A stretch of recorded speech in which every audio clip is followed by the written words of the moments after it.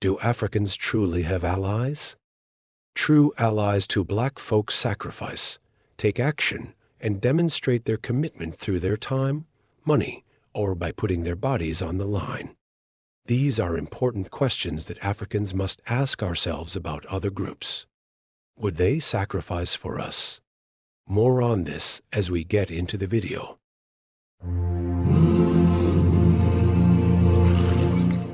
When natural disasters or conflicts occur in Africa, it reveals a hidden privilege afforded to a select few. And these are the dual passport holders, who are also African citizens. When danger strikes, these individuals frequently flee, leaving their African counterparts behind. You may think such an issue is solely related to survival, and while that is the primary motivation, there's also one missing piece to the puzzle, which we'll explain in the video. In May 2021, when Mount Nyiragongo erupted in the Democratic Republic of Congo, displacing hundreds of thousands of people and causing widespread devastation. Amidst this chaos, European NGOs, which were supposed to be pillars of support, fled the region. European NGOs, which had established themselves as key players in providing aid and support, were among the first to evacuate. The eruption was a moment of crisis that tested the true commitment of these organizations. Unfortunately, many of them chose to prioritize their own safety over the lives of the Congolese people they were supposed to help. The most heartbreaking consequence of this exodus was seen in the orphanages. Many European NGO workers, who had taken responsibility for providing humanitarian assistance to the people of Goma, left villagers behind in the midst of the disaster. Whereas the Black-owned and operated NGO, I Heart Africa, among other African organizations, stayed behind to assist, showing the disparity of empathy for Black lives across racial lines. The abandonment by European NGOs is not just a failure of responsibility, it's a manifestation of a deeply ingrained superiority complex. For centuries, Europeans have viewed themselves as saviors of the African continent, yet when their own safety is at risk, they quickly retreat, revealing their true priorities. This mindset persists today, leading to situations where Europeans feel justified in abandoning their commitments when it suits them. And what you may not realize is that this superiority complex is intrinsically linked to racism. The actions of these NGOs reflect a belief that European lives are more valuable than African lives, a sentiment that has long been embedded in global power dynamics. Racism isn't just about overt acts of discrimination. It's also about the systemic devaluation of African lives and the assumption that European lives are more important.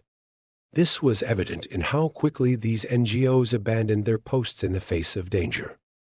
The real impact of this abandonment is felt by the Congolese communities left behind.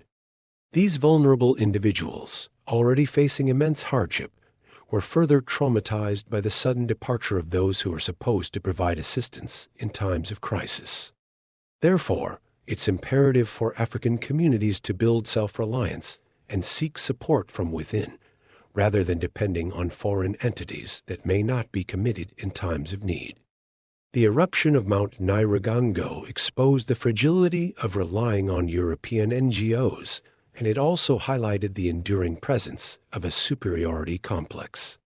This heart-wrenching scene from Hotel Rwanda, as the Rwandan genocide reaches its terrifying peak, depicts European expatriates hastily evacuating the country with their dogs in tow.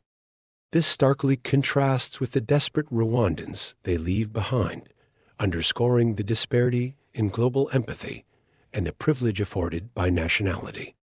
Amidst the chaos, the Europeans' calm departure highlights the indifference to the African lives at stake, further emphasizing the abandonment and betrayal felt by the Rwandans who face imminent danger, without international intervention or support. Dual passports grant individuals the ability to navigate between two worlds. For Europeans living in Africa, this means they can escape the continent's hardships and dangers, retreating to the safety and stability of Europe, when conflicts arise. This privilege isn't just about physical safety, it's a reflection of deeper attitudes of superiority and detachment from the African communities they live among. The roots of this detachment can be traced back to the colonial era, when Europeans first established their dominance over African lands and people. Colonialism ingrained a sense of European superiority that continues to manifest in various forms today. Dual passport holders with African citizenship often see themselves as separate and above the local population, a mindset reinforced by the privileges they hold. It's time for Africans to wake up to the reality that Europeans often prioritize their own safety and interests above their African counterparts, whether friend or foe. Africans in and outside of the continent must unite, for we are all we have.